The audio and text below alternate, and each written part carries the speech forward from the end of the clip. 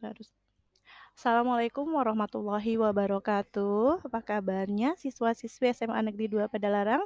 Baiklah, untuk pembelajaran hari ini masih dengan Ibu Bung Ai Mulyati dari Seman 2 Padalarang. Hari ini kita akan belajar tentang debat ya, materi bahasa Indonesia kelas 10. Nah, pengertian debat itu apa sih? Nah, menurut KBBI, debat adalah sebuah pembahasan dan pertukaran pendapat mengenai suatu hal dan dengan saling memberi alasan untuk mempertahankan pendapat masing-masing. Nih, di dalam sebuah buku tentang public speaking yang ditulis oleh seorang ahli bernama G. Sukadi, debat diartikan sebagai kegiatan saling beradu pendapat antar pribadi maupun antar kelompok orang yang tujuannya untuk mencapai kemenangan atau kesepakatan. Nah, sedangkan menurut Guntur Tarigan dalam bukunya yang berjudul Retorika bahwa debat itu adalah adu argumentasi tentang sesuatu hal tertentu untuk mencapai kemenangan dari satu pihak. Ciri-ciri dari debat itu ada apa saja? Nah, cirinya itu ada 2 sudut pandang. Jadi ada afirmasi atau pro, pihak yang menyetujui dan juga ada pihak negatif atau kontra. Selanjutnya itu adanya proses saling mempertahankan pendapat antar kedua belah pihak. Adanya adu argumentasi yang bertujuan untuk memperoleh kemenangan. Nah, hasil debat itu diperoleh melalui voting atau keputusan juri. Sesi pertanyaan itu bersifat terbatas dan bertujuan untuk menjatuhkan pihak lawan. Adanya pihak yang berperan sebagai penengah yang biasanya dilakukan oleh moderator. Tujuan debat itu untuk apa? Nah, melatih keberanian mengemukakan pendapat, kemudian melatih mematahkan pendapat lawan, serta meningkatkan kemampuan merespon suatu masalah dan lainnya. Ada apa saja di kebahasaan dari teks debat itu? Yang pertama adalah menggunakan kalimat kompleks ya. Jadi kompleks itu biasanya kalimatnya itu dari satu struktur dan lebih dari satu kata kerja. Jadi kalimatnya itu kompleks. Selanjutnya yaitu menggunakan konjungsi ya. Jadi konjungsi itu menghubungkan kata-kata atau kalimat-kalimat atau disebut juga kalian sering mendengarnya yaitu dengan kata penghubung. Nah, selanjutnya menggunakan kata rujukan. Nah, di dalam kata rujukan itu memberikan informasi misalkan ada ini, itu, dia, beliau, di sini, di sana, dan sebagainya. Selanjutnya unsur dari debat. Ada apa saja sih di dalam debat itu? Nah, yang pertama adalah mosi. Jadi mosi itu adalah hal atau topik yang diperdebatkan. Biasanya mosi ini sangat penting karena di dalam sebuah debat itu terdapat pihak yang pro dan juga pihak yang kontra. Nah, unsur debat berikutnya yaitu ada tim afirmasi. Nah, kalau tim afirmasi itu atau pihak pro adalah tim yang setuju terdapat hal yang diperdebatkan.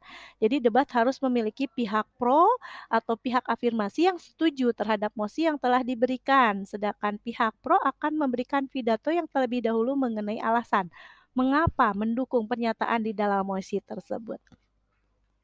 Berikutnya yaitu adalah pihak negatif. Nah, pihak negatif atau disebut juga pihak kontra atau oposisi itu adalah pihak yang tidak setuju atau menentang mosi yang diberikan dan pihak kontra akan menyanggah pertanyaan dari pihak afirmasi tersebut.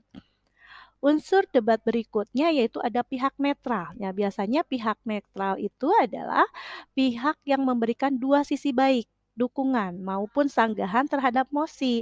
Maksudnya pihak ini tidak menaruh dukungan ya, tidak condong terhadap salah satu pihak baik itu pihak afirmasi atau pihak oposisi, baik yang pro atau yang kontra begitu.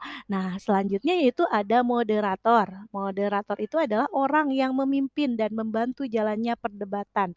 Nah, dalam debat harus ada moderator. Mengapa harus ada moderator? Karena tugasnya yaitu memimpin dan juga mengatur jalannya debat supaya tertib ya di dalam debat tersebut. Kemudian masing-masing pihak itu menyampaikan mosi yang dilakukan oleh moderator. Nah, selanjutnya ada penulis. Penulis itu disebut dengan notulen. Jadi notulen ini tugasnya adalah orang yang menulis kesimpulan dari suatu debatnya. Jadi mencatat hal-hal terkait debat yang sedang berlangsung. Misalnya, mosi debatnya apa, pernyataan moderator bagaimana, disampaikan masing-masing tim dari pihak pro dan kontra itu bagaimana, serta hasil dari keputusan akhirnya seperti apa. Nah, itu unsur-unsur dari debat.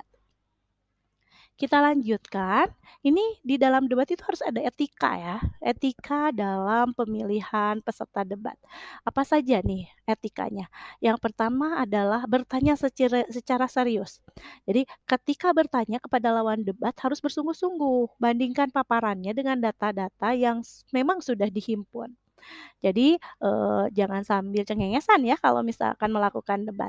Selanjutnya tidak menyinggung lawan debat, tidak boleh menyinggung lawan debat mengenai kekurangan fisik dalam debat, kondisi yang diutamakan, atau misalkan gagasan-gagasannya yang menyinggung atau menyerang menyerang dari lawan debat, eee, maka harus idenya itu bukan fisik, tapi gagasannya. Berikutnya yaitu bicara sesuai data dan fakta. Nah, agar dapat mematahkan argumentasi lawan debat, maka harus mengandung argumentasinya dengan data dan fakta. Jangan adu ide gagasan lawan dengan informasi yang harus jelas. Jadi harus ada datanya, harus ada faktanya supaya memang itu benar-benar gitu terjadi. Selanjutnya yaitu patuhi peraturan debat. Nah, biasanya ada peraturan-peraturan yang diatur dalam debat tersebut. Nah, jika melanggar atau tidak mematuhi peraturan tersebut, maka akan dikualifikasi atau dikeluarkan dalam debat tersebut. Kita lanjutkan ke struktur debat. Ada apa saja nih di struktur debat? Nanti kalian akan melakukan yang pertama adalah tahap pengenalan. Jadi pada tahap pengenalan ini baik tim afirmasi, tim oposisi itu memperkenalkan diri setiap timnya ya. Selanjutnya yaitu menyampaikan argumentasi. Nah, pada penyampaian argumentasi ini setiap tim menyampaikan argumennya terhadap topik yang dimulai. Itu dari tim afirmasi atau bisa disebut juga yang pro dan juga tim oposisi atau yang tim netral. Selanjutnya yaitu debat. Pada debat, setiap tim mengomentari hasil argumentasi dari tim lainnya. Berikutnya, struktur debat selanjutnya yaitu ada di kesimpulan. Jadi setiap tim memberikan ungkapan penutup terhadap pernyataan topik sesuai dengan posisinya. Jadi diputuskan, keputusan debat ini diambil dari hasil voting, hasil mosi, resolusi, dan sebagainya. Biasanya ya, 3 keputusan, dalam pengambilan debat, baik itu oleh pendengar atau audiens, baik itu oleh hakim, atau tim juri, atau dengan keputusan atau kritik. Mhm. Sekarang bagaimana sih tata cara debatnya? Nah, yang pertama kalian harus memahami dan menjalankan peraturan debat yang telah disepakati peserta dan anggota debat. Apabila seorang anggota debat melanggar peraturan, maka akan berpengaruh pada timnya. Selanjutnya, sebaiknya pertanyaan yang diajukan disampaikan dengan profesional, artinya tidak menghina, tidak menguji, maupun merendahkan lawan. Jadi pertanyaannya itu tidak boleh menyerang lawan secara pribadi, tetapi fokus ke permasalahan yang dibahasnya. Selanjutnya yaitu ajukan argumen dengan analisis yang kritis, yang masuk akal, yang runtun, yang sintetis, keterampilan retorik atau berbicara atau tidak terbata-bata. Selanjutnya, tata cara debat berikutnya yaitu dalam menyampaikan gagasan, kenali dan pahami kelemahan maupun kelebihan yang dimiliki lawan. Hal ini sangat penting untuk menyusun strategi debat sehingga efektif dalam menyangkal dan mempengaruhi lawan bahkan seluruh peserta debatnya ya. Selanjutnya, argumen yang disampaikan tidak perlu terlalu banyak karena waktu yang terbatas ya, waktunya terbatas. Nah, jadi susunan argumennya itu ke dalam poin yang singkat, lugas, yang merujuk ke permasalahan yang sedang didebatkan. Selanjutnya yaitu memahami dengan baik mengenai kesalahan dalam berpikir terutama pada penyelesaian masalah. Berikutnya itu menyajikan gagasan yang akurat dan bisa dipertanggungjawabkan. Berikutnya, buatlah simpulan yang menunjukkan pernyataan-pernyataan final dengan kalimat yang lugas dan langsung menuju ke titik celah lawan. Penyampaian kesimpulan tidak perlu terlalu panjang, cukup poin yang menegaskan argumentasi dan disampaikan secara tegas untuk menunjukkan rasa percaya diri bahwa argumen tersebut adalah benar. Jadi di dalam debat itu kalian harus percaya diri bahwa apa yang kalian sampaikan adalah benar. Nah, sekarang silakan buat kelompok yang tadi dari 4 atau 5 orang siswa, kemudian kelompok debat pro dan kontra itu akan disesuaikan dengan mosinya. Baik, terima kasih, tetap semangat. Salam sehat, salam bahagia. Assalamualaikum warahmatullahi wabarakatuh.